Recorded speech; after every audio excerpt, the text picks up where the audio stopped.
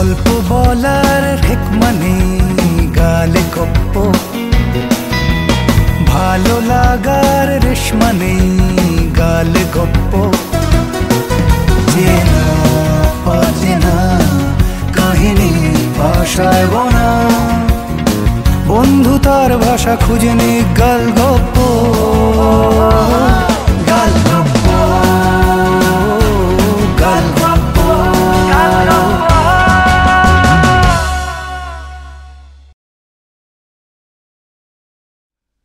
গালগপ্পে নিয়মিত শোনাবো চেনা অচেনা মন ছুঁয়ে যাওয়া রোমাঞ্চকর সব গল্প। কিন্তু আপনাকে ছাড়া আসর তো জমবে না, তাই আপনাকে চাই, তোমাকে চাই, তোকে তো চাই আষ্টে পিষ্টে। সাবস্ক্রাইব করে বেল আইকনটা ক্লিক করে দিলেই মেতে উঠব গালগপ্পে, সবাই একসঙ্গে। গালগপ্প।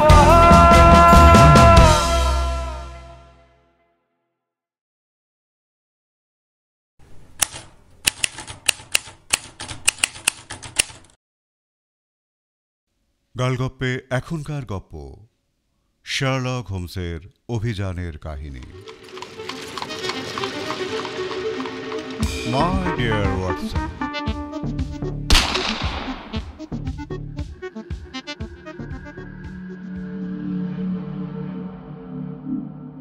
দি adventure of the speckled band অবলম্বনে সর্পিল ফিতে। মূল রচনা sir Arthur Conan Doyle. Audio রূপান্তর ও সামগ্রিক পরিকল্পনা দীপঙ্কর চট্টোপাধ্যায়। শব্দগ্রহণ অপু আইচ। আবহ সুকমল মুখার্জি। শুনছেন সর্পিল ফিতে।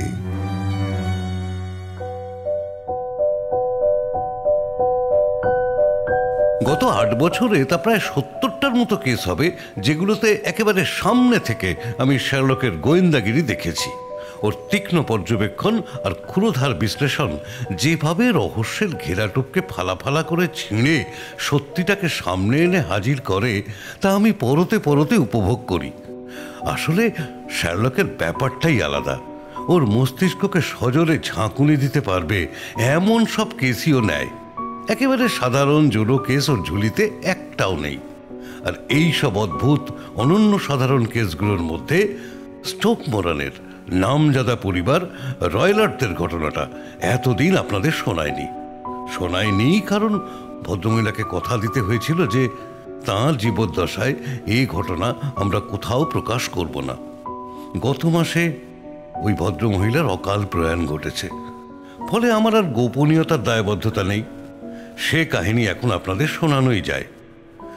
আমি তখনও বিয়ে করিনি, হোমসের সঙ্গে বেকার স্ট্রিটের বাড়িতে থাকি। আমাদের সেই প্রথম দিককার ঘটনা এটা। 1883 সাল, এপ্রিল সবে শুরু হয়েছে। একদিন সকালে শার্লকের ঠেলাঠেলিতে ঘুমটা ভেঙে গেল।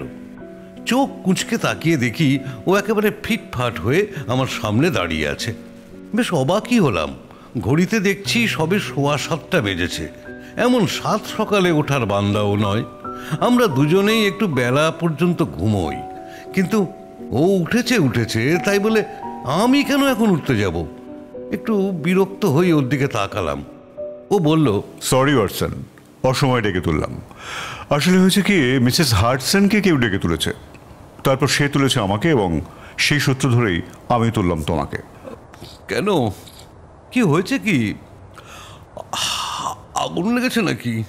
না, মক্কেল এসেছে। মক্কেল? 7 সকালে একজন যুবতী এসে যখন বাড়ি শুদ্ধ লোকের ঘুম ভাঙিয়ে দেয়, তখন বুঝতে হবে যে কেসটা নেহাত সাদামাটা নয়। আমার মনে হলো তুমি প্রথম থেকেই শুনতে চাইবে, তাই ঘুম ভাঙালাম। ঠিক করেছি? এর চাইতে সঠিক কাজ আর কিছু হতেই পারে না। আমি এক বর্ণ মিস করতে চাই না। এক ঝটকায় চাদরটা সরিয়ে তড়াক করে বিছানা ছেড়ে উঠে পড়লাম। কয়েক মিনিটের মধ্যেই রেডি হয়ে হোমসের সঙ্গে বসার ঘরে হাজির হলাম। আমাদের দেখেই ভদ্রমহিলা চেয়ার ছেড়ে উঠে দাঁড়ালেন, সর্বাঙ্গ কালো কাপড়ে ঢাকা। গুড মর্নিং ম্যাডাম, আমার নাম শার্লক হোমস, ইনি আমার বন্ধু ওয়াটসন। আমরা দুজনেই শুনবো আপনার কেসটা। কিন্তু আপনি তো শীতে কাঁপছেন দেখছি, আপনি বরং এই ফায়ার প্লেসের কাছে একটু এগিয়ে এসে বসুন। কফি খাবেন? কাপুনি শীতে নয় মিস্টার হোমস। তবে মুখের উপর থেকে কাপড়টা সরিয়ে মৃদু স্বরে ভদ্রমহিলা বললেন, ভয়ে ভয়ে মিস্টার হোমস। ভয় পাবেন না, সমস্যাটা আমরা নিশ্চয়ই কাটিয়ে উঠব। ট্রেনেই এলেন তো? হ্যাঁ, কিন্তু আপনি আমাকে চেনেন? না, দেখে বুঝলাম। আপনার বাঁ হাতের গ্লাভসের ভেতর থেকে রিটার্ন টিকিটের অর্ধেকটা উঁকি মারছে। বাড়ি থেকে বেরিয়েছেন অনেক সকালেই, তারপর একটা এক্কায় উঠে বেশ খারাপ রাস্তা ধরে অনেকখানি এসে স্টেশনে পৌঁছলেন। হ্যাঁ, কিন্তু আপনি এত সব মানে কি করে? খুবই সোজা। আপনার জ্যাকেটের বাঁ হাতায় অন্তত 7 জায়গায় কাদার দাগ লেগে আছে, টাটকা দাগ। একমাত্র এক্কাগুলোতেই এভাবে কাদা ছেটায়। নিশ্চয়ই কোচনের বাঁ দিকটায় বসেছিলেন। জানি না এসব আপনি কি করে বলছেন, কিন্তু আমি সত্যি সকাল 6টার আগে বাড়ি থেকে বেরিয়েছি। লেদার হেড আসতে প্রায় 6:20। সেখান থেকে ওয়াটারলুর প্রথম ট্রেনটাই ধরলাম। মিস্টার হোমস, আমি এই ট্রেন আর নিতে পারছি না। আপনি প্লিজ কিছু একটা করুন, নইলে আমি পাগল হয়ে যাব। মিসেস ক্যারেন্টনের কাছে আপনার কথা শুনেছি। তার বিপদের দিনে আপনিই তাকে উদ্ধার করেছিলেন। এই নিকষ অন্ধকারে আপনি আমাকে একটু আলো দেখান মিস্টার হোমস। এই মুহূর্তে আমি আপনার পারিশ্রমিক দিতে পারবো না ঠিকই, তবে মাস দেড়েকের মধ্যে আমার বিয়ে হয়ে যাবে। তখন আমার অংশের টাকাগুলো আমার অধিকারে আসবে। তখন আপনার পারিশ্রমিক আমি দিয়ে দিতে পারবো। হোমস ডেস্কটা খুলে একটা ছোট কেস বুক বের করে তার পাতাগুলো উল্টাতে লাগলো। ফেরেন্টোস, হ্যাঁ মনে পড়েছে, সেই হীরের মুকুটের কেসটা, রাইট? ওয়াটসন, এইটা তোমার সঙ্গে আলাপ হওয়ার আগের ঘটনা। যাই হোক, এখন আপনার সমস্যাটা বলুন ম্যাডাম। পারিশ্রমিকের ব্যাপারটা নিয়ে পরে ভাবলেও চলবে। আসলে আমার এই যাবতীয় ভয়, আশঙ্কা এমন একটা অস্পষ্ট ধোঁয়াটে বিষয়ের উপরে দাঁড়িয়ে আছে যে কেউ সেটা হয়তো বিশ্বাস করতে পারবে না। এমনকি যে আমাকে সবচাইতে বেশি বোঝে সে পর্যন্ত ব্যাপারটা একটা নার্ভাস মেয়ের কল্পনা বলে মনে করছে। মুখে এটা বলেনি, কিন্তু আমাকে তার বোঝাবার ধরন দেখে আমি সেটা বুঝতে পেরেছি। মিস্টার হোমস, শুনেছি আপনার দৃষ্টি অনেক গভীর। আপনি মানুষের ভেতরটা পর্যন্ত দেখতে পারেন। আপনি নিশ্চয়ই বুঝবেন যে আমার ভয়টা মন গড়া নয়। আপনি বলুন ম্যাডাম, আমি খুব মন দিয়ে শুনছি আপনার কথা। আমার নাম হেলেন স্টোনার। আমার সৎ বাবার কাছে থাকি, যিনি স্টোক মোরানের রয়লট পরিবারের শেষ বংশধর। এই রয়লট পরিবার ইংল্যান্ডের ধনী পরিবারগুলোর মধ্যে একটি। হ্যাঁ, নামটা আমার শোনা। একসময় উত্তরে বার্কশায়ার থেকে পশ্চিমের হ্যাম্পশায়ার পর্যন্ত বিস্তৃত ছিল এদের সম্পত্তি। গত শতাব্দী থেকেই পতন শুরু হয়, জুয়াখোর আর অযোগ্যদের হাতে পড়ে। ক্রমে ক্ষইতে ক্ষইতে বর্তমানে আর কিছুই নেই। 200 বছরের পুরনো একটা বাড়ি আর কয়েক একর জমি এইমাত্র এসে ঠেকেছে। তাও বাড়িটা আবার মোটা টাকায় মর্টগেজ রাখা আছে। ও বাড়িতে শেষ যে অভিজাত নিঃস্ব ব্যক্তিটি বাস করতেন, তার মেজাজটুকু ছাড়া আর কিছুই অবশিষ্ট ছিল না। তারই পুত্র হচ্ছেন আমার সৎ বাবা ডক্টর রয়লট। তিনি বুঝেছিলেন যে এভাবে বাঁচা সম্ভব নয়। এক রিলেটিভের কাছ থেকে টাকা ধার নিয়ে ডাক্তারি পাশ করে কলকাতায় পাড়ি জমান। সেখানে নিজের কর্মদক্ষতায় ভালোই পসার জমিয়েছিলেন, কিন্তু তারপরেই একটা বিপদ ঘটে যায়। রাগের মাথায় মেজাজ হারিয়ে তিনি তার খানসামাকে মেরে ফেলেন। ফাঁসি এড়ানো সম্ভব হলেও বহুদিন জেল খাটতে হয়েছিল। জেল থেকে বেরিয়ে উনি ইংল্যান্ডে ফিরে এলেন, হতাশ এবং অবসাদগ্রস্ত। আপনার মায়ের সঙ্গে ডক্টর রয়লটের বিয়েটা কি ইংল্যান্ডেই হয়? না, ওটা হয়েছিল ভারতে থাকাকালীনই। আমার আসল বাবা মেজর জেনারেল স্টোনার বেঙ্গল আর্টিলারিতে ছিলেন। তিনি যখন মারা যান তখন আমি আর আমার যমজ বোন জুলিয়া মাত্র 2 বছরের। বাবা মারা যাবার পর মা আবার বিয়ে করলেন ডক্টর রয়লটকে। সেই সময় মায়ের হাতে বেশ মোটা অ্যামাউন্টের একটা টাকা ছিল। পুরোটাই তিনি আমার সৎ বাবা ডক্টর রয়লটের হাতে তুলে দিয়ে বলেছিলেন, ওর থেকে অর্ধেকটা আমাদের 2 বোনকে বিয়ের সময় সমান ভাগে ভাগ করে দিয়ে দিতে হবে। বেশ, তো আপনাদের নিয়ে ডক্টর রয়লট ইংল্যান্ডে চলে এলেন। তারপর আবার প্র্যাকটিসের চেষ্টা চালাচ্ছিলেন, কিন্তু ঠিক মন বসাতে পারছিলেন না। এরপর মানে ঠিক 8 বছর আগে একটা রেল দুর্ঘটনায় আমার মা মারা গেলেন। আর তারপরেই বাবা সব কিছু থেকে নিজেকে একেবারে গুটিয়ে নিলেন। লন্ডনের প্র্যাকটিস ছেড়ে দিয়ে আমাদের 2 বোনকে নিয়ে স্টোক মোরেনের সেই পুরনো বাড়িটাতে নিয়ে উঠলেন। এমনিতে আমাদের কোনো অসুবিধে ছিল না। মায়ের রেখে যাওয়া টাকার ইন্টারেস্ট থেকেই দিব্যি চলে যাচ্ছিল। ওখানকার প্রতিবেশীরাও রয়লটদের আবার ফিরে আসতে দেখে প্রথমে খুশিই হয়েছিলেন, কিন্তু বাবা ডক্টর রয়লট তাদের সাথে মেলামেশা তো দূরের কথা, বাড়ি থেকে বেরোনোই বন্ধ করে দিলেন। যদিও বা কখনো সখনো 1-8বার বেরোতেন, অবধারিতভাবে কারোর না কারোর সাথে ঝামেলা পাকিয়ে বাড়ি আসতেন। বংশানুক্রমে পাওয়া বদ মেজাজটা ছাড়তে পারেননি। উল্টে বেশ কিছুদিন গরমের দেশে থাকার ফলে সেটা আরও বেড়ে গিয়েছিল। আর গায়েও ছিল অসুরের শক্তি। সেদিন এক কামারকে পাঁচিল টপকে নদীতে ছুঁড়ে ফেলে দিয়েছিলেন। শেষে আমরা অনেক বুঝিয়ে সুঝিয়ে টাকা পয়সা দিয়ে লোকটার মুখ বন্ধ করলাম। উনি বাইরে বেরোলেই একটা না একটা অপ্রীতিকর ঘটনা ঘটাতেন। পাড়ায় বদনাম রটে গিয়েছিল। ওনার কোনো বন্ধুই ছিল না। বাড়িতে সময় কাটাতেন কি নিয়ে? একদল রহস্যময় জিপসিকে তার পারিবারিক জায়গাতে থাকতে দিয়েছিলেন। তাদের সঙ্গেই গল্প করতেন, তাদের তাঁবুতে গিয়ে রাত কাটাতেন। আমাদের কিছু না জানিয়েই তাদের সঙ্গে বেরিয়েও পড়তেন। বেশ কয়েক সপ্তাহ কাটিয়ে আবার ফিরে আসতেন। তার মানে শুধু বদমেজাজই নন, বদখেয়ালিও বটে। ওর বদখেয়ালের আর একটা নমুনা শুনুন, আপনি চমকে যাবেন। উনি বাড়ির কম্পাউন্ডের মধ্যে একটা চিতা আর একটা বেবুন ছেড়ে রেখেছেন। আমি অত্যন্ত অবাক হয়ে বলে ফেললাম, বলেন কি? কেন? ও দুটো ওনার পোষ্য। ভারতবর্ষের জন্তু জানোয়ার পুষতে উনি ভালোবাসেন। একজন আছে যিনি এগুলো সাপ্লাই দেন, আমি চিনি না। সুতরাং ভয়ে পাড়ার লোকেরা বাড়ির ত্রিসীমানায় ঘেঁষে না। কোনো চাকর বাকরও কাজ করতে চায় না। বাড়ির সব কাজ আমরা 2 বোনেই করতাম। আমাদের কোনো বন্ধু নেই, কোথাও যাওয়ার জায়গাও নেই। পরিস্থিতিটা নিশ্চয়ই বুঝতে পারছেন মিস্টার হোমস। আমার যমজ বোন, সেও তো আমারই বয়সী।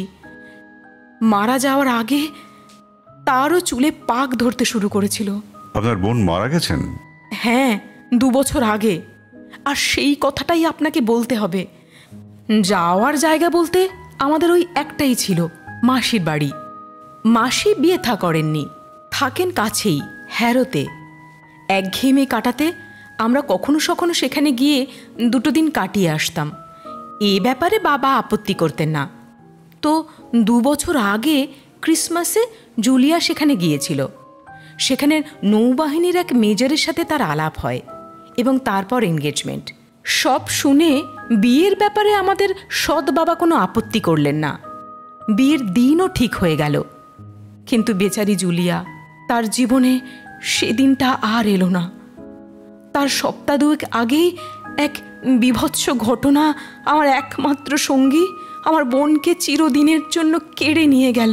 হোমস এতক্ষণ চোখ বন্ধ করে মাথাটা পিছন দিকে হেলিয়ে দিয়ে মিস হেলেন স্টোনারের কথা শুনে যাচ্ছিল। এবার আধ খোলা চোখে মক্কেলের দিকে তাকিয়ে বলল, যতটা সম্ভব ডিটেলে বলবেন, কিচ্ছু বাদ দেবেন না। বাদ দেওয়া সম্ভব নয় মিস্টার হোমস। সেই অভিশপ্ত দিনের প্রত্যেকটা ঘটনা আমার মস্তিষ্কে চিরকালের জন্য গেঁথে গেছে। মুহূর্তখানেক থেমে ভদ্রমহিলা আবার বলতে শুরু করলেন, বাড়িটা বহু পুরনো, ভাঙাচোরা। ওরই একটা অংশ খানিকটা বাসযোগ্য ছিল। সিটিং রুমটা ছিল বিল্ডিংয়ের মাঝখানে। বেডরুমগুলো ছিল একতলায়, পরপর 3টে।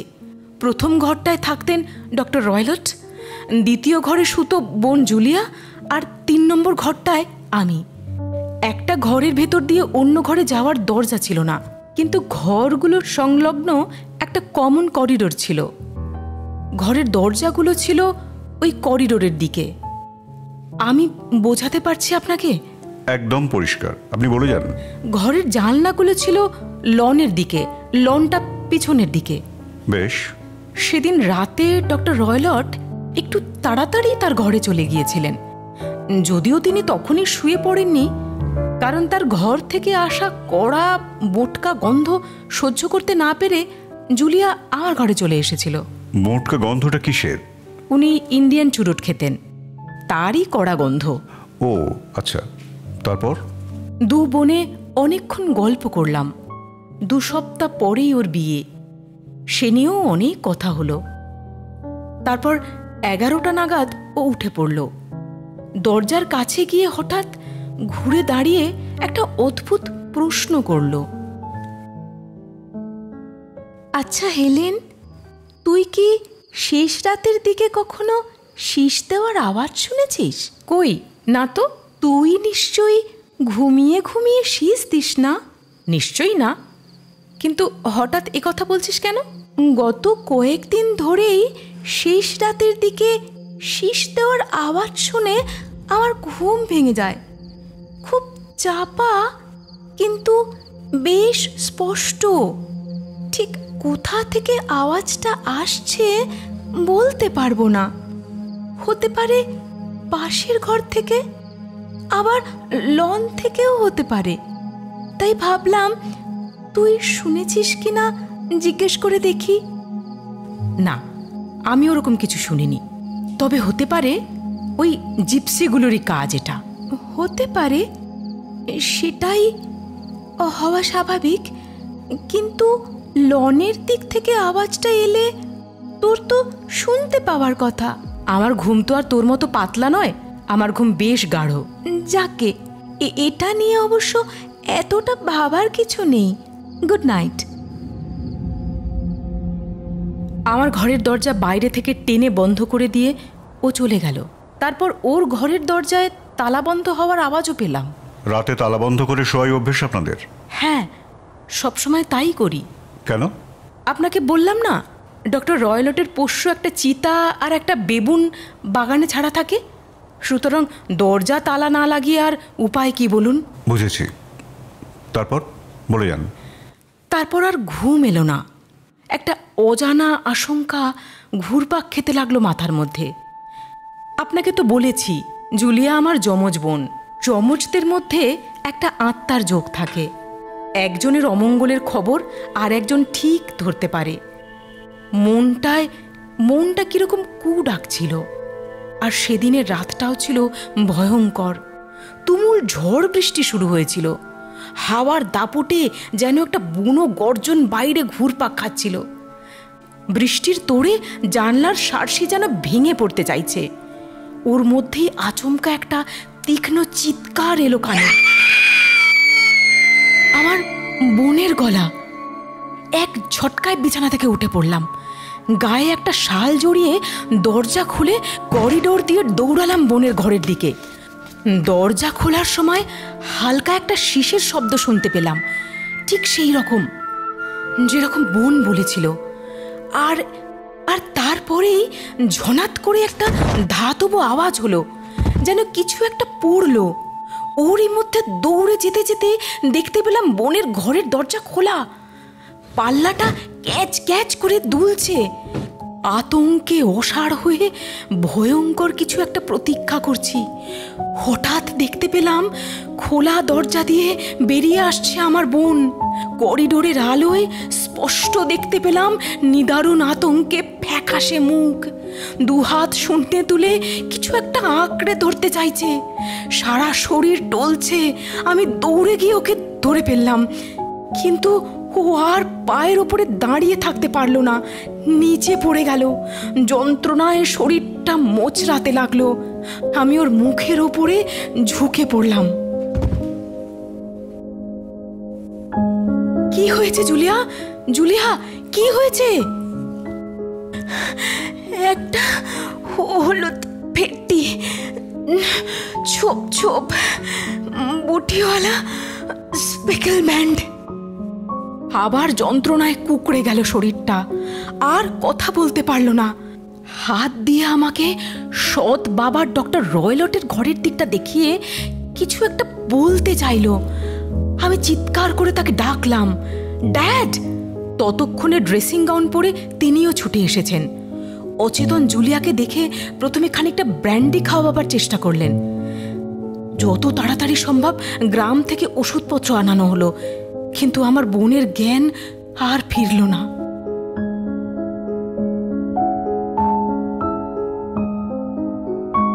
দুহাতে মুখ চেপে ভদ্রমহিলা ফোঁপাতে লাগলেন। হোমস বলল, 1 মিনিট, ওই শীষ আর ধাতব আওয়াজ আপনি ঠিক শুনেছিলেন তো? পুলিশের লোকেরা তদন্ত করতে এসে ঠিক এই কথাটাই জিজ্ঞেস করেছিল। আমার তো মনে হয় আমি ওরকম কিছুই শুনেছিলাম।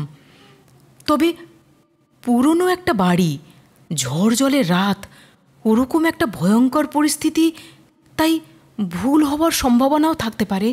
আপনার বোন কি বাইরে যাওয়ার পোশাক পরেছিলেন? না, নাইট ড্রেস পরেই ছিল। ডান হাতে একটা পোড়া দেশলাই কাঠি আর বাঁ হাতের মুঠোই ছিল একটা দেশলাই। তার মানে কিছু একটা গন্ডগোল টের পেয়ে তিনি আলো জ্বালাতে চেয়েছিলেন। ব্যাপারটা ইন্টারেস্টিং। আচ্ছা, পুলিশ কি বলল? পুলিশ খুব গুরুত্ব দিয়েই তদন্ত করছিল, কারণ ডক্টর রয়লটের বদ মেজাজ এবং পাড়ার লোকেদের সঙ্গে তার সম্পর্কের খবরটা পুলিশ জানতো। কিন্তু শেষ পর্যন্ত জুলিয়ার মৃত্যুর ব্যাপারে তারা কোনো সন্তোষজনক ব্যাখ্যা দিতে পারেনি। ঘরের দরজা বন্ধ হওয়ার আওয়াজ তো আপনি নিজে কানেই শুনেছিলেন বললেন। হ্যাঁ, দরজা ভিতর থেকেই বন্ধ ছিল। জানলার পাল্লা আর গরাত পুরনো দিনের পোক্ত লোহার তৈরি। একমাত্র ওপরের চিমনিটা চওড়া, কিন্তু সেখান থেকে লোক ঢোকা অসম্ভব। দুর্ঘটনার সময় ঘরে সে একাই ছিল। তাছাড়া তার গায়ে তো কোনো আঘাতের চিহ্ন ছিল না। বিষক্রিয়া হতে পারে না? তাও পরীক্ষা করা হয়েছিল, কিন্তু কিছু পাওয়া যায়নি। আপনি কি কিছু অনুমান করতে পারছেন? আমার ধারণা কিছু একটা থেকে মারাত্মক ভয় পেয়েছিল, তারপর শকটা আর সামলে উঠতে পারেনি। কিন্তু ভয়টা যে কিসের তা আমি অনুমান করতে পারছি না। সেই সময় ওই জিপসিদের মধ্যে কেউ ওখানে ছিল? ওরা তো লনের দিকটাতেই থাকে, প্রায় সবসময়ই কেউ না কেউ ঘোরাঘুরি করে। আচ্ছা, আর ওই স্পেকল ব্যান্ডের ব্যাপারটা কি বোঝাতে চাইছিল বলে আপনার মনে হয় বলুন তো? এটা নিয়েও আমি পরে অনেক ভেবে দেখেছি জানেন। ওই জিপসিগুলোর মধ্যে কেউ কেউ মাথায় ওরকম বুটিওয়ালা রুমাল বেঁধে থাকতো, হয়তো তাদের কাউকে দেখে থাকতে পারে। অতটা সরল বলে মনে হয় না, জল আরো গভীর। যাই হোক, আপনি যা বলছিলেন। হ্যাঁ, ওই বোনের মৃত্যুর পর এই 2 বছর আমি আরও একা হয়ে গেলাম। তবে এই 1 মাস আগে আমার মাসির মাধ্যমে আমার খুব ছোটবেলার এক বন্ধুর সাথে দেখা হয়ে গেল। ওর নাম আর্মিটেজ। আমরা বিয়ে করব ঠিক করেছি। আমার সৎ বাবাও এতে কোনো আপত্তি করেননি। আমাদের বিয়ের দিনও ঠিক হয়ে গেছে। অনেক শুভেচ্ছা। ধন্যবাদ মিস্টার হোমস। তো 2 দিন আগে বাড়ির পশ্চিম দিকের অংশটায় মেরামতির কাজ শুরু হয়েছে। আমার বেডরুমের দেওয়ালের খানিকটা ভাঙতে হয়েছে, ফলে রাতে আমাকে বোনের ঘরে গিয়ে শুতে হলো। সেই ঘরে, যে ঘরে আমার বোন মারা গিয়েছিল, এবং সেই খাট, যে খাটে সেদিন রাতে আমার বোন শুয়েছিল। আমার মনের অবস্থাটা আপনি নিশ্চয়ই কল্পনা করতে পারবেন মিস্টার হোমস। ভয়ে 2 চোখের পাতা এক করতে পারলাম না। সেই ভয়ঙ্কর রাতের প্রতিটা ঘটনা আমার মাথায় ঘুরপাক খেতে লাগলো। হঠাৎ শেষ রাতে শুনতে পেলাম একটা শীষের আওয়াজ। প্রথমে ভাবলাম বুঝি মনের ভুল, কিন্তু পর মুহূর্তেই বুঝলাম ভুল নয়, সত্যি। চাপা অথচ স্পষ্ট শীষের আওয়াজ, অবিকল সেই শীষ।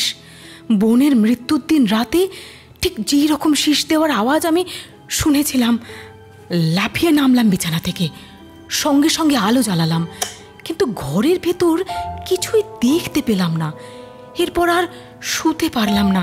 বাকি রাতটা বিছানার ওপর বসেই কাটিয়ে দিলাম। ভোরের আলো ফুটতেই যত তাড়াতাড়ি সম্ভব তৈরি হয়ে নিয়ে বেরিয়ে পড়লাম। রাস্তাতেই একটা এক্কা পেয়ে গেলাম, সেটা ধরে লেদারহেড, তারপর সোজা আপনার কাছে। আপনি বুদ্ধিমানের মতো কাজ করেছেন মিস স্টোনার, কিন্তু আপনি কি আমাকে সব কথা বললেন? হ্যাঁ, সবই বললাম। আপনার স্টেপ ফাদার ডক্টর রয়লেটকে খানিকটা আড়াল করলেন না তো? কেন এই কথা বলছেন কেন? এটা কি মিস স্টোনার? হোমস আচমকাই ভদ্রমহিলার জামার বাঁদিকের হাতাটা কবজির থেকে উপরের দিকে গুটিয়ে দিল। কবজির ঠিক উপরেই সাদা চামড়ায় 5 আঙুলের কালশিটে দাগ স্পষ্ট বোঝা যাচ্ছে। হোমস ক্রুদ্ধ স্বরে বলল, আপনার ওপর তো শারীরিক অত্যাচারও করা হয় দেখছি। মিস টোনার তাড়াতাড়ি জামার হাতাটা টেনে নামিয়ে ক্ষতস্থানটা ঢেকে দিয়ে আমতা আমতা করে বললেন, না মানে আসলে উনি তো বেশ বলশালী মানুষ, তো তাই নিজেই ঠিক বুঝতে পারেননি যে কতটা চাপ দিয়ে ফেলেছেন। এরপর সবাই চুপচাপ। শার্লক 2 হাতের জোড়া তালুতে থুতনির উপর ভর দিয়ে আগুনের দিকে তাকিয়ে রইল। বেশ খানিকক্ষণ এভাবে কেটে যাওয়ার পর অবশেষে বলল, গভীর রহস্য, আরো 100টা খুঁটিনাটি জিনিস আমাকে জানতে হবে। সময় নষ্ট করলে চলবে না। মিস টোনার, যদি আজই স্টোক মোরানে যাই, ডক্টর রয়লেটকে না জানিয়ে আপনাদের বাড়িটাকে দেখা সম্ভব হবে? হ্যাঁ হবে, আজই সবচাইতে ভালো সুযোগ। ডক্টর রয়লট আজ তার বিশেষ কিছু কাজ নিয়ে লন্ডনে আসবেন, ফিরতে সন্ধে হয়ে যাবে। চমৎকার। ওয়াটসন, তুমি নিশ্চিত ট্রিপটা মিস করতে চাও না? কোনো মতেই না, প্রশ্নই ওঠে না। তাহলে মিস টোনার, আমরা দুজনেই যাচ্ছি। আপনি কখন ফিরবেন? শহরে 2-1টা জিনিস কেনার আছে, সেগুলো মিটিয়ে 12টার ট্রেন ধরবো। হ্যাঁ, আমারও ছোটোখাটো 2-1টা কাজ আছে, সেগুলো সেরে নিয়ে আশা করছি বিকেলের মধ্যেই পৌঁছে যাব। কিন্তু আমাদের সঙ্গে ব্রেকফাস্ট করে তারপর বেরোতে পারতেন। মাফ করবেন মিস্টার হোমস, আমি আর বেশিক্ষণ থাকতে চাইছি না, তবে এখন আমার অনেকটা হালকা লাগছে। এই যে আপনাকে সবটা খুলে বলতে পারলাম, অনেকটাই ভরসা পাচ্ছি। চলি, আপনাদের জন্য অপেক্ষা করে থাকবো। কালো কাপড়ে মুখটা আবার ঢেকে নিয়ে মিস টোনার ঘর থেকে বেরিয়ে গেলেন। শার্লক বলল, কি বুঝছো ওয়াটসন? দুর্ভেদ্য রহস্য এবং বিপজ্জনক। দুর্ভেদ্য তো বটেই, মনটায় একটা কু ডাকছে, বুঝলে? ভদ্রমহিলা যেমন বললেন, ওদের ঘরগুলো যদি সত্যিই তেমন হয়, মানে বাইরে থেকে কারো পক্ষে ভেতরে ঢুকে পড়া সম্ভব না হয়, তাহলে তো বলতে হয় দুর্ঘটনার সময় জুলিয়া তার ঘরে একাই ছিল। তাহলে শীষ দিল কে? তারপর মৃত্যুর ঠিক আগে ওই অদ্ভুত কথাটা স্পেকেলড ব্যান্ড, ছোপ ছোপ ফেটটি, কার উদ্দেশ্যে বলল? কি জানি, কিছুই তো বুঝতে পারছি না। কতগুলো বিষয়কে পরপর সাজালে একটা ধারণা কিন্তু পেতে পারো। রাতে শীষ দেওয়ার আওয়াজ, জিপসিদের উপস্থিতি, তাদের সঙ্গে ডাক্তারের দহরম মহরম, কোনো কিছু বন্ধ হওয়ার ধাতব আওয়াজ, এবং এর সঙ্গে যোগ করে নাও ডাক্তার চাইছেন তার কন্যাদের বিবাহ আটকাতে, কারণ তাতে তার আর্থিক ক্ষতি। সুতরাং সুতরাং স্পেকেল ব্যান্ড। কাজটা জিপসিদের বলছো? জানি না। তোমার যোগসূত্রগুলো আমার কিন্তু সঠিক বলে মনে হচ্ছে না। সঠিক না বেঠিক সেটা জানতেই তো স্টোক মোরানে যাওয়া, কিন্তু এ আবার কোন মক্কেল? সিঁড়ি বেয়ে দুমদাম করে কারো উঠে আসার আওয়াজ পেলাম, এবং তারপরেই যেন দরজা প্রায় ভেঙে ফেলে ঘরের মধ্যে ঢুকে পড়ল দশাশই চেহারার একটা লোক। এতটাই লম্বা, তার মাথা প্রায় দরজা ছাড়িয়ে যাচ্ছে। মাথায় কালো টুপি, গায়ে লম্বা ফক কোট, পোশাকে গ্রাম আর শহরের একটা অদ্ভুত মিশেল। ভাঁজ পড়া, রোদে পোড়া, হলদেটে চামড়ার বিশাল মুখখানাতে শয়তানি মাখানো, হাতে একটা লম্বা চাবুক, সেটা নাড়াতে নাড়াতে আমাদের দুজনের দিকে তাকিয়ে যেন ফুঁসে উঠল। রুদ্ধ দৈত্য চাবুক নাচাতে নাচাতে 2 পা এগিয়ে এসে ক্রুদ্ধ স্বরে চেঁচিয়ে উঠল, এই শার্লক হোমসকে আমি। কিন্তু আপনি? স্টোক মোরানের ডক্টর রয়লট। আরে আরে আরে, বসুন ডক্টর। বসতে আসেনি, আমার মেয়ে এখানে কেন এসেছিল? কি বলেছে আপনাকে? ঠান্ডাটা এবার একটু বেশি পড়েছে, কি বলো ওয়াটসন? আমি কি বলছি বুঝতে পারছেন? আমার মেয়ে আপনাকে কি বলে গেছে?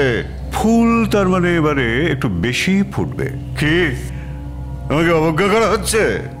রুদ্ধ দৈত্য চাবুক নাচাতে নাচাতে 2 পা এগিয়ে এসে ক্রুদ্ধ স্বরে চেঁচিয়ে উঠল, স্কাউন্ড্রেল! আমি তোমার কথা শুনেছি শার্লক হোমস, সব ব্যাপারেই নাক গলানো তোমার স্বভাব। স্কটল্যান্ড ইয়ার্ডের সাথে তোমার খুব দরম মরম, তাই না মাতব্বর শার্লক হোমস? আরে বাহ, আপনি বেশ মজা করে কথা বলেন তো। বেরোবার সময় দরজাটা দয়া করে বন্ধ করে দিয়ে যাবেন। আমার কথা এখনো শেষ হয়নি।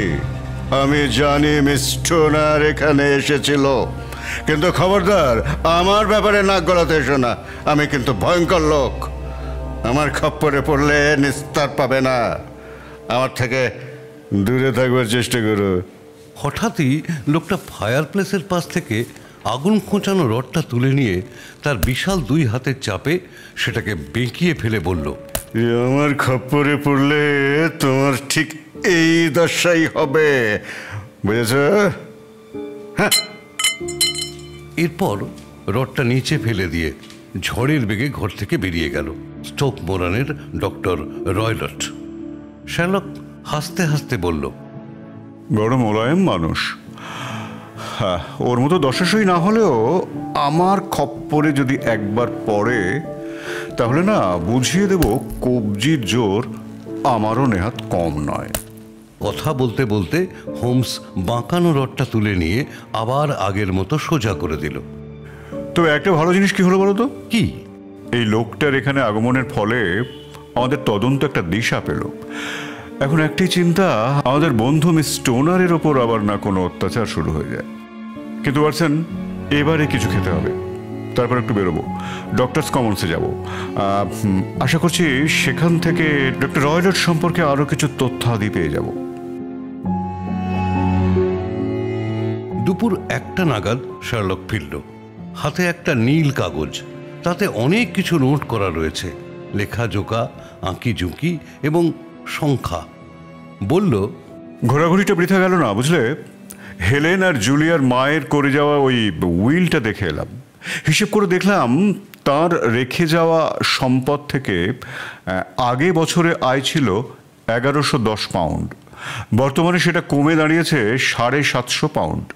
উইলের শর্ত অনুযায়ী 2 মেয়ে বিয়ের সময় পাবে 250 পাউন্ড করে। তাহলে ডাক্তারের হাতে আর থাকবে কি? সুতরাং মেয়েদের বিয়ে আটকানোর মোটিভ এবার বুঝতে পারছো নিশ্চয়ই। কিন্তু আর বোধহয় বেশি দেরি করাটা ঠিক হবে না ওয়াটসন, কারণ লোকটা জেনে গেছে যে আমরাও উৎসাহী হয়ে পড়েছি। তো চলো, আমি রেডি, গাড়ি ডেকে নিই। হ্যাঁ, ওটা ডু। ও হ্যাঁ, তোমার রিভলভারটা কিন্তু সঙ্গে নাও। যে লোকটা কথায় কথায় লোহার রড বেঁকিয়ে ফেলে, তার সঙ্গে কথা বলার সময় পকেটে একটা রিভলভার থাকা বাঞ্ছনীয়। আর একটা টুথব্রাশ হলেই চলে যাবে। ওয়াটারলু পৌঁছেই কপাল জোরে লেদার হেডের দিকে ট্রেন পেয়ে গেলাম। তারপর সেখান থেকে একটা গাড়ি নিয়ে সারে কাউন্টির অপূর্ব রাস্তা ধরে প্রায় মাইল 5 পথ পাড়ি দিলাম। দিনটাও ছিল সূর্যকরোজ্জ্বল। আকাশে তুলোর মতো মেঘ ভেসে বেড়াচ্ছে, দুপাশের গাছপালা আর ঝোপগুলো যেন সবুজ আভা ছড়াচ্ছে। মাটির ভিজে ভিজে গন্ধ আসছে নাকে। এমন স্বর্গীয় পরিবেশের সঙ্গে অদ্ভুত একটা বৈপরীত্যের মতো আমরা চলেছি শয়তানের সন্ধানে। শার্লক সারাটা পথ 2 হাত বাঁচ করে টুপিতে চোখ ঢেকে চিবুক বুকে ঠেকিয়ে গভীর চিন্তায় ডুবে রইল। এক সময় হঠাৎ জেগে উঠে আমার পিঠে একটা টোকা মেরে বলল, ওই দেখো। একটু দূরে ডান দিকে একটা ঢালু জমির ঠিক ওপরেই গাছপালার ভেতর দিয়ে একটা পুরনো আমলের প্রাসাদোপম বাড়ি চোখে পড়ল। স্টোক মোরান? হোমস কোচোয়ানকে জিজ্ঞেস করল। কোচোয়ান বলল, হ্যাঁ, ওইটা রয়লটদের বাড়ি। আমরা ওখানেই যাব। ওখানে আমাদের একটা কনস্ট্রাকশনের কাজ চলছে। তাহলে আপনারা এইখানে নেমে পড়ুন। মাঠের পাশ দিয়ে ওই রাস্তাটা সোজা রয়লটদের বাড়িতে গিয়ে উঠেছে। ওই যে একজন মহিলাকে পায়চারি করতে দেখছেন, ওইটাই। উনি মিস স্টোনার না? বেশ, তাহলে আপনার কথা মতো ওই মাঠের রাস্তাটা দিয়েই চলে যাই। চলো ওয়াটসন। ভাড়া মিটিয়ে দিয়ে আমরা স্টক মোরানে গিয়ে উঠলাম। আমাদের দেখেই হাসি মুখে এগিয়ে এলেন আমাদের সকালের সেই অতিথি মিস স্টোনার। আপনাদের জন্যই অপেক্ষা করেছিলাম। এবং আমরা কথা রাখলাম। উষ্ণ করমর্দন করে মিস স্টোনার বললেন, এদিকে সবকিছু একদম ঠিকঠাক। ডক্টর রয়লট বাড়িতে নেই। সন্ধ্যের আগে ফিরতে পারবেন বলে মনে হয় না। আপনাকে একটা খবর দিই, আপনি চলে আসার পরেই ওনার সাথে একটা অসাধারণ সাক্ষাৎকারের সৌভাগ্য হয়েছিল আমাদের। মানে? শার্লক ঘটনাটা বলল। সব শুনে মিস টোনারের মুখ ভয়ে সাদা হয়ে গেল। তার মানে উনি আমাকে ফলো করেছিলেন? হ্যাঁ, তাই তো মনে হচ্ছে। হায় ভগবান, তাহলে তো সব জেনে গেছেন। ফিরে এসে কি করবেন কিচ্ছু বুঝতে পারছি না। খুব একটা কিছু করবেন বলে মনে হয় না, কারণ উনি আমাকে খুব ভালো করেই চেনেন। আর একান্তই যদি বেশি বারবারই করে তাহলে আপনাকে আপনার মাসির কাছে পৌঁছে দেওয়া যাবে। উনি ভাববেন না। আপাতত সময় নষ্ট না করে আপনাদের বাড়িঘরগুলো একটু দেখে নেওয়া যাক। চলুন। ছাই রঙা পাথুরে বিল্ডিংটা প্রায় পুরোটাই ভাঙাচোরা। মাঝের অংশটা একটু উঁচু, তার দুদিকে কাঁকড়ার দাঁড়ার মতো দুটো অংশ। বাঁদিকের অংশটাকে প্রায় ধ্বংসস্তূপ বলা চলে। ডান দিকের অংশটা তুলনামূলকভাবে আধুনিক। চিমনি দিয়ে বেরিয়ে আসা নীল ধোঁয়া দেখে বোঝা যায় এখানে মানুষের বসবাস আছে। এই অংশটায় পরপর 3টে ঘর। একধারের ঘরের একটা পাঁচিল ভাঙা, ভাড়া বাঁধা রয়েছে। কাজ চলছে বোঝা যাচ্ছে, যদিও মিস্ত্রিদের কারোকেই দেখতে পেলাম না। হোমস আগাছা ভরা লনের উপর দিয়ে খুব ধীরে ধীরে হাঁটতে হাঁটতে জানালার বাইরেটা তীক্ষ্ণ দৃষ্টিতে পর্যবেক্ষণ করছিল। বলল, এই দেওয়াল ভাঙা ঘরটাতে আপনি শুতেন, মাঝেরটাতে আপনার বোন, আর একদম শেষেরটায় থাকেন ডক্টর রয়লাট। এক্স্যাক্টলি তাই। তবে এখন আমি মাঝের ঘরে শুচ্ছি। যে ঘরে আপনার বোন শুতো। কিন্তু আপনার এই ঘরখানা মেরামতির খুব একটা প্রয়োজন ছিল বলে তো মনে হচ্ছে না। একেবারেই প্রয়োজন ছিল না। আমার তো মনে হচ্ছে আমাকে এই ঘর থেকে সরানোই ওর উদ্দেশ্য। হ্যাঁ, তার মানে মিস টোনা, আপনি ঘরের ভেতর থেকে জানলার শাটারগুলো বন্ধ করে দিন তো। মিস টোনার তাই করলেন। হোমস বাইরে থেকে অনেক চেষ্টা করেও শাটার খোলা তো দূরের কথা, ফাঁক দিয়ে একটা ছুরি পর্যন্ত গলাতে পারল না। না হয় ওয়াটসন, জবরদস্ত জানলা, এখান দিয়ে কিছু ঢোকা সম্ভব নয়। চলো এবার ঘরটা দেখা যাক। চলুন মিস টোনার। একটা সরু সাইড ডোর দিয়ে আমরা করিডোরে এসে পড়লাম। এই দিকেই 3টে ঘরের দরজা। হোমস সোজা হেঁটে এসে মাঝখানের ঘরটার সামনে দাঁড়ালো। ভালো করে দরজাটা পরীক্ষা করলো। কোথাও কোনো ফাঁক নেই, একই রকম দুর্ভেদ্য। এবার ভেতরে ঢোকা যাক। নিচু সিলিং দেয়া ছোটখাটো ঘর, ঢাউস ফায়ারপ্লেস, পুরনো আমলের গ্রাম্য বাড়িগুলোর মতো। দেয়ালের কাঠও পোকায় খাওয়া, ফেড হয়ে যাওয়া রং। আসবাব বলতে কতকগুলো ড্রয়ার, একটা ড্রেসিং টেবিল, দেয়াল ঘেঁষে পুরনো দিনের একটা খাট, আর ছোট ছোট 3টে চেয়ার। তারই মধ্যে একটা টেনে নিয়ে ঘরের এক কোনায় বসে ডাইনে বাঁয়ে উপরে নিচে তীক্ষ্ণ দৃষ্টি বোলাতে লাগলো হোমস। তারপর হঠাৎ বলে উঠল, এইটা কোন ঘরে ঘন্টা বাজানোর দড়ি? খাটের পাশে ওপর থেকে একটা দড়ি ঝুলছিল। তার শেষ প্রান্তটা মাথার বালিশের কাছে এসে শেষ হয়েছে। সেদিকেই ইঙ্গিত করে প্রশ্নটা করল হোমস। মিস টোনার বললেন, মনে হয় হাউসকিপারদের ঘরের ঘন্টা। মনে হয় বলছেন কেন? আপনি কোনোদিন বাজাননি এটা? না, প্রয়োজন পড়েনি। ঘরের অন্যান্য সবকিছুর তুলনায় এই বেল রোপটা কিন্তু বেশ একটু নতুন লাগছে। হ্যাঁ, বছর 2 আগে লাগানো হয়েছিল। আপনার বোন বলেছিলেন লাগাতে? না, নিশ্চয়ই না, কারণ ঘন্টা বাজিয়ে ডাকতে আমরা অভ্যস্ত ছিলাম না। যেটা দরকার হতো নিজেরাই করে নিতাম।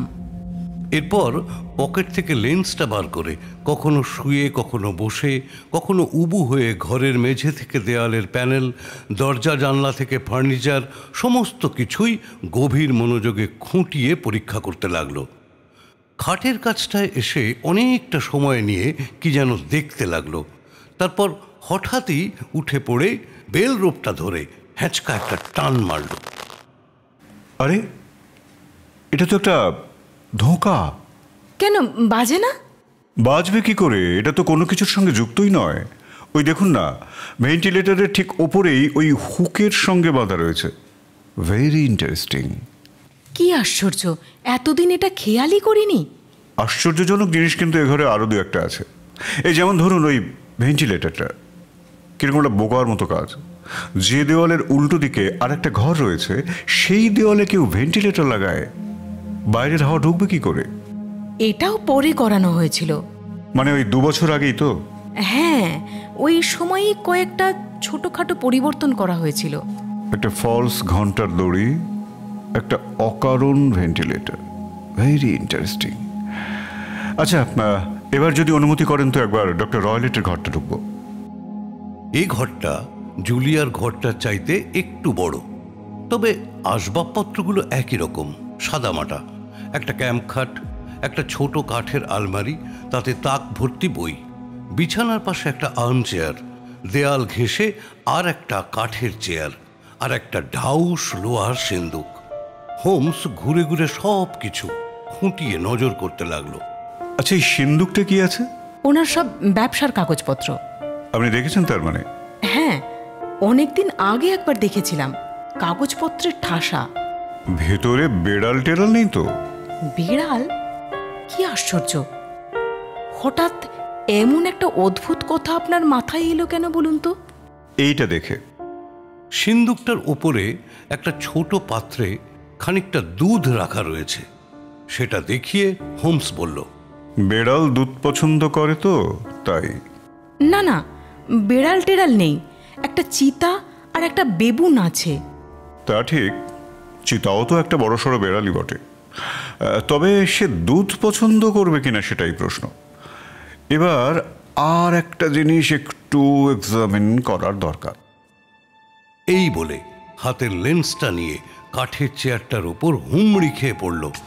বেশ খানিকক্ষণ পর উঠে দাঁড়িয়ে লেন্স পকেটে পুরে নিয়ে বলল, হ্যাঁ, যা যা দেখার সব দেখে নিয়েছি, চলো।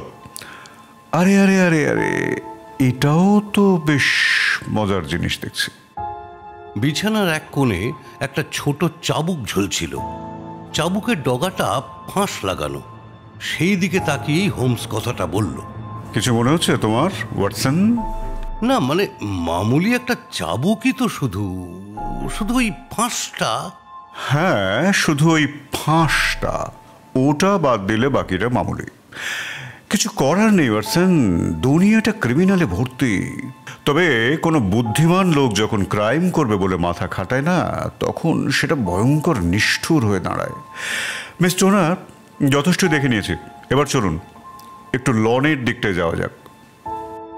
শার্লকের এতটা থমথমে মুখ আমি আগে কখনো দেখেছি বলে মনে পড়ে না। বেশ খানিকক্ষণ ওই রকম থমথমে গম্ভীর মুখে লনের এ প্রান্ত থেকে ও প্রান্ত পায়চারি করতে লাগলো। আমরাও ওর সঙ্গে সঙ্গেই হাঁটছি, কিন্তু কেউ কোনো কথা বলে ওর চিন্তার ব্যাঘাত ঘটাতে সাহস পেলাম না। শেষে ওই কথা বলল, মিস টোনার, আমি যা যা বলবো তার সবই আপনাকে অক্ষরে অক্ষরে পালন করতে হবে। হ্যাঁ, সে তো বটেই। বলুন কি করব? ব্যাপারটা অত্যন্ত সিরিয়াস। কোনো রকম দ্বিধাদ্বন্দ্ব মৃত্যুর কারণ হয়ে দাঁড়াতে পারে। আমি আপনার হাতেই সব ছেড়ে দিয়েছি, নিজেকেও। তাহলে প্রথম কথাটা হচ্ছে, আমি এবং আমার বন্ধু আজ রাতটা আপনার ঘরে কাটাবো। আমি এবং মিস টোনার দুজনেই ভীষণ অবাক হয়ে ওর দিকে তাকালাম। হ্যাঁ, এটাই করতে হবে। ওই যে বাড়িটা দেখা যাচ্ছে, ওটা একটা হোটেল তো? হ্যাঁ, ক্রাউন হোটেল। বাহ, দারুণ। ওই হোটেল থেকে আপনার ঘরের জানলাটা দেখা যায় নিশ্চয়ই? হ্যাঁ, দেখা যায় তো। চমৎকার। এবার যা বলছি মন দিয়ে শুনুন। ডক্টর রয়লেট যখন ফিরবেন, আপনি মাথা ধরার ভান করে আপনার ঘরে শুয়ে থাকবেন, ঘর অন্ধকার করে। ডাকাডাকি করলে সেই কথাই বলবেন। তারপর যখন বুঝবেন উনি শুয়ে পড়েছেন, তখন আপনার ঘরের জানলার শাটারগুলো খুলে দিয়ে ওখানে একটা আলো বসিয়ে দেবেন। এটা হবে আমাদের সিগন্যাল। এরপর রাতের জন্য আপনার যা যা প্রয়োজন সবকিছু নিয়ে গুটি গুটি চলে যাবেন আপনার আগের ঘরে। মেরামতির কাজ চললেও ভাঙাচোরার মধ্যে একটা রাত আশা করি ম্যানেজ করে নিতে পারবেন। কি বলেন? নিশ্চিন্তে, কোনো ব্যাপারই না। বেশ, বাকিটা আমাদের উপর ছেড়ে দিন। কিন্তু আপনি ঠিক কি করতে চাইছেন বলুন তো? ওই শীষটা যেটা আপনাকে বিরক্ত করছে, তার কারণটা খুঁজে বার করতে চাইছি। আপনি জেনে গেছেন, তাই না? কিসে আমার বোনের মৃত্যু ঘটল? মনে হয় জেনে ফেলেছি। মিস টোনার হোমসের বাহু ছুঁয়ে বলল, প্লিজ মিস্টার হোমস, দয়া করে আমাকে বলুন কি ছিল জুলিয়ার মৃত্যুর কারণ। সেটা বলার জন্য আর একটু স্পষ্ট প্রমাণের দরকার। তাহলে এটা অন্তত বলুন, আমার ধারণাটা কি ঠিক? মারাত্মক ভয় পেয়েই মারা গেছে? না, ব্যাপারটা আরও একটু জটিল। কিন্তু মিস টোনার, আর বেশি দেরি করলে সবটাই মাটি হয়ে যেতে পারে। ডক্টর রয়লেটের ফেরার সময় হয়ে গেছে। উনি আমাদের দেখে ফেলুন সেটা চাইছি না। চলো ওয়াটসন, যা যা বললাম খেয়াল রাখবেন, আর চিন্তা করবেন না, বিপদ কেটে যাবে। Good bye. ক্রাউন ইনে ঘর পেতে কোনো অসুবিধাই হলো না। ওপরতলায় এমন একটা ঘর নিলাম যেখান থেকে রয়লটদের ভগ্ন প্রাসাদের গেট এবং 3টে ঘরের জানলাই মোটামুটি ভালোভাবে দেখা যায়। সন্ধে হওয়ার ঠিক মুখেই ডক্টর রয়লটকে ফিরতে দেখলাম। কোচোয়ানকে যেভাবে অঙ্গভঙ্গি করে লোহার গেট ঠেলে ভেতরে ঢুকে গেলেন, তাতে মনে হলো মেজাজ সপ্তমে চড়ে আছে। খানিক বাদেই গাছপালার ফাঁক দিয়ে সিটিং রুমের আলো জ্বলে উঠতে দেখলাম। আমরা দুজন ঘর অন্ধকার করে জানলার ধারে মুখোমুখি বসে আছি। শার্লক বলল, কি যেন ওয়াটসন, আজ রাতের অভিযানটায় তোমাকে সঙ্গে নিয়ে যেতে ঠিক মন চাইছে না। বিপদ আছে, স্পষ্ট দেখতে পাচ্ছি। ওখানে আমার সাহায্যের কি কোনো দরকার হতে পারে? অবশ্যই, তুমি গেলে তো মারাত্মক সুবিধা হয়। তাহলে তো আর ভেবে লাভ নেই, আমি তোমার সঙ্গে যাচ্ছি, বাস। সত্যি ওয়াটসন, তুমি বিপদের কথা বলছো? তুমি তো এই ঘরের সবকিছুই খুঁটিয়ে দেখেছো। আমি যা দেখতে পাইনি তাও দেখেছো। না না ওয়াটসন, দেখেছো তুমিও। হ্যাঁ, কিন্তু ওই ঘন্টা বাজানোর দড়িটা ছাড়া উল্লেখযোগ্য আর কিছুই তো আমার চোখে পড়লো না। কেন, ভেন্টিলেটরটা? ওটা খুব একটা আনইউজুয়াল বলে তো মনে হলো না। তাছাড়া ওখান দিয়ে বোধহয় খুব বেশি হলে একটা ইঁদুর গলতে পারবে। স্টক মোরানে আসার আগেই আমি বুঝে গিয়েছিলাম যে জুলিয়ার ঘরে একটা ভেন্টিলেটর দেখতে পাবো। তুমি পারো বটে হোমস। না না, সত্যি সিরিয়াসলি বলছি। মনে করে দেখো, মিস টোনার আমাদের বলেছিলেন যে জুলিয়া তার ঘর থেকে ডক্টর রয়লেটের চুরুটের কড়া গন্ধ পেত। তখনই বুঝেছিলাম দুই ঘরের মধ্যে একটা যোগাযোগের ব্যবস্থা কিছু না কিছু আছেই। তবে বড়সড় কিছু হলে সেটা তদন্ত করার সময় পুলিশের চোখে পড়ত। তখনই ভেন্টিলেটরের কথাটা মাথায় আসে। কিন্তু সামান্য একটা ভেন্টিলেটর থেকে কি আর এমন বিপদের সম্ভাবনা থাকতে পারে? একটা কৌতূহলজনক কোইন্সিডেন্স। একটা ভেন্টিলেটর তৈরি করা হলো, একটা দড়ি ঝোলানো হলো, এবং তারপরেই একটা মেয়ে মারা গেল। তোমার মনে খটকা লাগছে না ওয়াটসন? এই 3টে ঘটনার মধ্যে কোনো কানেকশন আছে বলে তো আমার মনেই হচ্ছে না। তুমি ঘরের খাটটা একটা অদ্ভুত জিনিস লক্ষ্য করেছো? না তো। কি? তুমি কি জীবনে কখনো এমন খাট দেখেছো যার পায়াগুলো মেঝের সঙ্গে আটকানো থাকে? তাই নাকি? হ্যাঁ, চাইলেও খাটটা সরানো যাবে না। ভেন্টিলেটর এবং দড়ির নিচটাতেই ওটাকে রাখতে হবে। শার্লক, আমি বোধহয় বুঝতে পারছি তুমি কি বলতে চাইছো। সর্বনাশ! তাহলে তো প্রতিটা মুহূর্তই এখন মূল্যবান। এমন সূক্ষ্ম আর ভয়ঙ্কর অপরাধ আটকাতে হলে তো। যতটাই সূক্ষ্ম ঠিক ততটাই ভয়ঙ্কর। একজন ডাক্তার যখন অপরাধের কথা ভাবে না, তখন সে সাধারণ ক্রিমিনালদের চাইতে অনেক সূক্ষ্ম আর দ্রুত কাজ করে, কারণ তার নার্ভ এবং নলেজ দুটোই আছে। তবে আমরাও কিছু কমতি নই, কি বলো ওয়াটসন? এসো, আপাতত মনের সুখে একটু পাইপ টানা যাক। রাত 9টা নাগাদ রয়লটদের বাড়ির আলোগুলো সব নিভে গেল। পুরো প্রাসাদটা যেন অন্ধকারে ডুবে গেল। ধীরে ধীরে আরো 2 ঘন্টা কেটে গেল।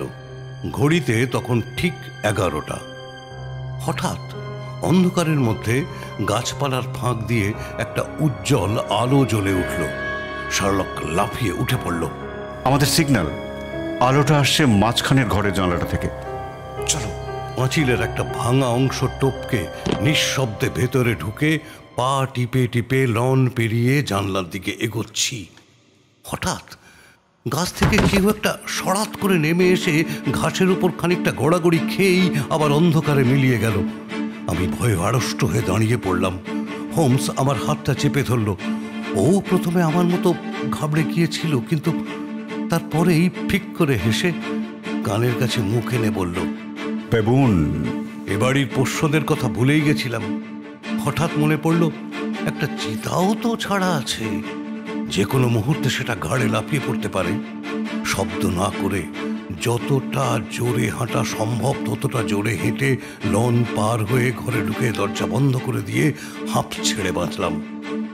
হোমস জানলার শাটারগুলো বন্ধ করে দিয়ে আলোটা টেবিলের ওপর রেখে ঘরের চারিদিকে একবার তীক্ষ্ণ দৃষ্টি বুলিয়ে নিল। বিকেলে যেমন দেখে গেছিলাম সব তেমনই আছে। শার্লক চাপা গলায় বলল, সাবধান, সামান্যতম আওয়াজও কিন্তু বিপদ ডেকে আনতে পারে। বুঝেছি। আলোটাও নিভিয়ে দিতে হবে, নইলে ভেন্টিলেটর দিয়ে ডাক্তার দেখে ফেলবে। ঠিক আছে। ঘুমিয়ে পড়ো না যেন, ওর উপরই নির্ভর করছে তোমার মরণ বাঁচন। হ্যাঁ, বুঝেছি। আমি রিভলভারটা টেবিলের কোনায় রেখে চেয়ারের ওপর বসলাম। শার্লক বসলো বিছানায়, পাশে রাখলো একটা ছড়ি, এক বাক্স দেশলাই আর একটা মোটা মোমবাতি। তারপর আলোটা নিভিয়ে দিল। আমরা ঘরের সব কিছুর সঙ্গে অন্ধকারে মিলিয়ে গেলাম। জানি না এই ভয়ঙ্কর রাতটার কথা জীবনে কোনোদিন ভুলতে পারবো কিনা। নিঃশব্দ অন্ধকারের মধ্যে নিজের অস্তিত্বটুকুই শুধু টের পাচ্ছি। শার্লকের নিঃশ্বাসের শব্দটুকুও শুনতে পাচ্ছি না। তবে জানি আমার থেকে সামান্য দূরেই বসে আছে আমার বন্ধু। ওর দু চোখের পাতা আজ রাতে বোধহয় আর এক হবে না। এক সর্বনেশে বিপদের প্রত্যাশায় অনন্ত অপেক্ষা। বাইরে রাত চড়া পাখির ডাক শোনা গেল একবার, আবার সব নিঃশব্দ। জানলার খুব কাছেই একটা চাপা গর্জন শুনে বুঝলাম চিতাটা টহল দিচ্ছে। অনেকটা দূরের থেকে কোনো একটা ঘড়িতে ঘন্টা পড়ার আওয়াজ শুনে বুঝলাম 12টা বাজলো। তারপরে 1টা, 2টো, 3টে বেজে গেল। ভয়ঙ্কর কিছু একটা ঘটার প্রতীক্ষায় আমরা নিদ্রাহীন প্রহর গুনছি। হঠাৎ ভেন্টিলেটর দিয়ে এক ঝলক আলো দেখতে পেলাম। পরক্ষণেই সেটা মিলিয়ে গেল। ওড়া তেলের গন্ধ নাকে এলো। বুঝলাম পাশের ঘরে একটা ডার্ক লণ্ঠন জ্বালা হয়েছে। হাঁটাহাঁটির শব্দ পেলাম। তারপরেই আবার সব আগের মতোই নিস্তব্ধ হয়ে গেল। যদিও তেল পোড়ার গন্ধটা বাড়তে লাগলো। কান খাড়া করে সজাগ হয়ে রইলাম। উদ্বেগ আর উৎকণ্ঠায় আরো আধ ঘন্টা কেটে গেল। তারপর হঠাৎ খুব হালকা একটা শোঁ শোঁ আওয়াজ কানে এলো, যেন কেটলির নল দিয়ে বাষ্প বেরিয়ে আসছে এক নাগাড়ে। আওয়াজটা কানে আসার সঙ্গে সঙ্গেই হোমস ছিটকে বিছানা থেকে সরে গিয়ে ফস করে দেশলাই জ্বালালো, আর তারপরে হাতের স্টিকটা তুলে নিয়ে সপাং সপাং করে মারতে লাগলো। দেখতে পেলে? দেখলে ওয়াটসন, দেখেছো তুমি? অন্ধকারের মধ্যে অতক্ষণ কাটাবার ফলে হঠাৎ দেশলাইয়ের আলোয় আমার চোখ ধাঁধিয়ে গিয়েছিল। তাই আমি কিছুই দেখতে পাইনি, শুধু একটা ক্লিয়ার হুশ শুনতে পেলাম। ছড়িটা রেখে দিয়ে মোমবাতি জ্বালিয়ে ভেন্টিলেটরের দিকে তাকিয়ে আছে হোমস। ওর মুখ ভয়ে ফ্যাকাশে হয়ে আছে। হঠাৎ একটা অবর্ণনীয় চিৎকারে বুকের রক্ত হিম হয়ে গেল। চিৎকারটা ক্রমশ বাড়তে লাগলো। তীব্র যন্ত্রণা, নিদারুণ ভয় আর অপরিসীম রাগে যেন ফেটে চৌচির হয়ে যাচ্ছে।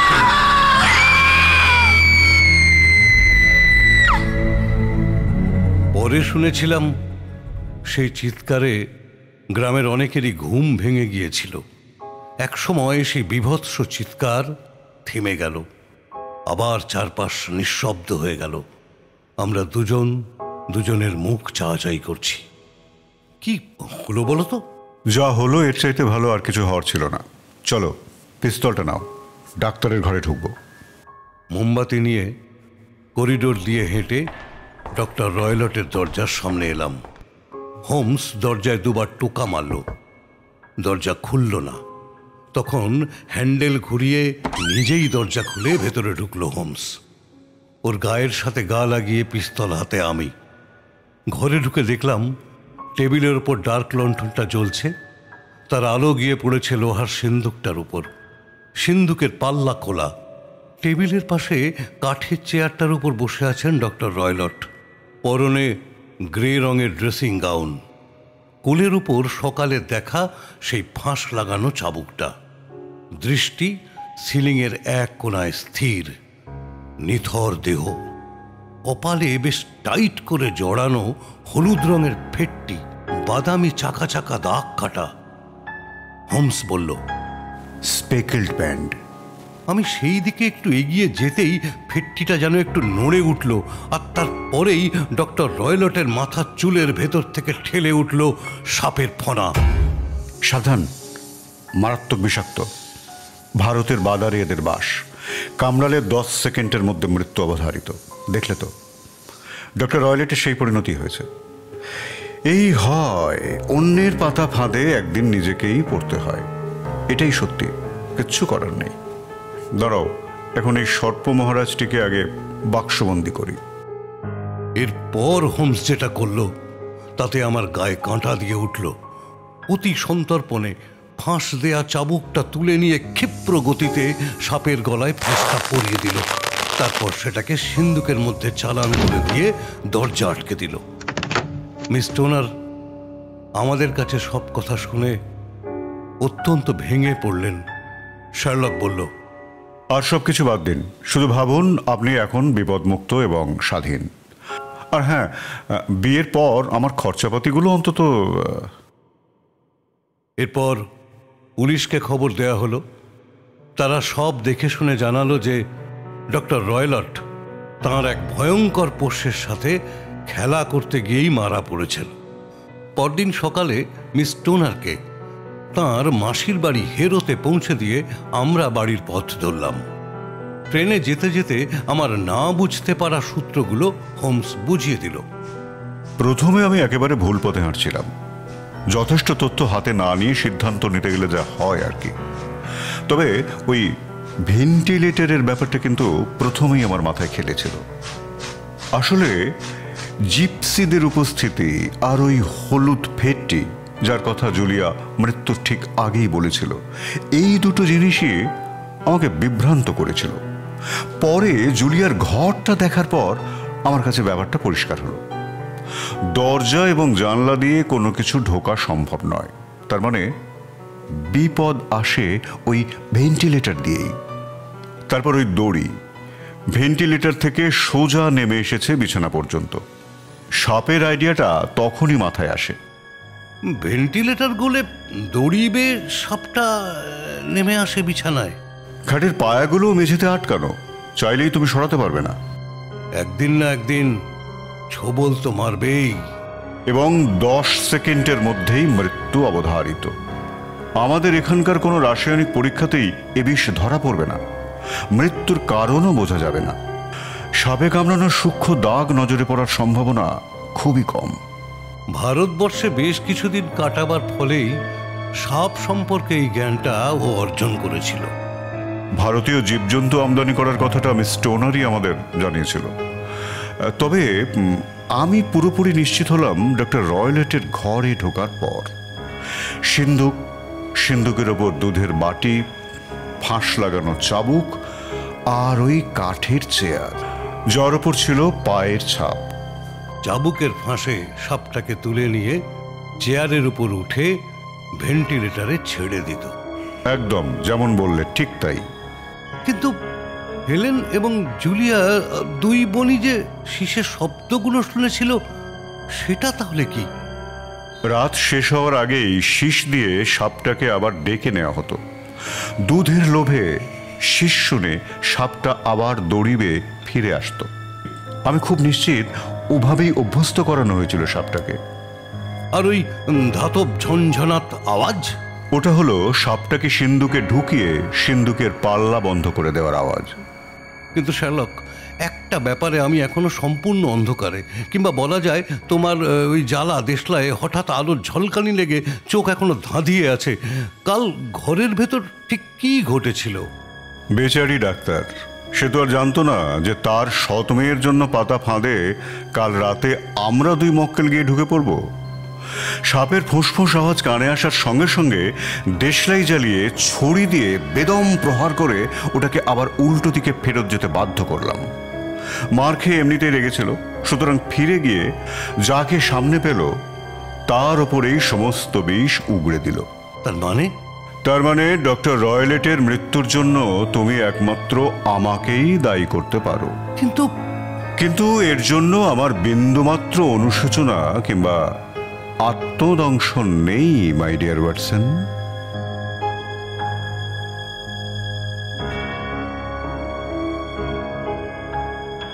শুনছিলেন শার্লক হোমসের অভিযানের কাহিনী সর্পিল ফিতে। বিভিন্ন চরিত্রের সংলাপগুলো যারা বললাম, Mrs Helen Stoner Sangeeta, Julia Keya, Watson Sanjay, কোচওয়ান অপু। শার্লক হোমসের সংলাপগুলো বললাম আমি দীপঙ্কর। গালগপ্পে আবার দেখা হবে পরের গল্প নিয়ে। সবাই খুব ভালো থাকুন, সঙ্গে থাকুন। নমস্কার। ও হ্যাঁ, কেমন লাগছে সেটা জানাবেন কিন্তু।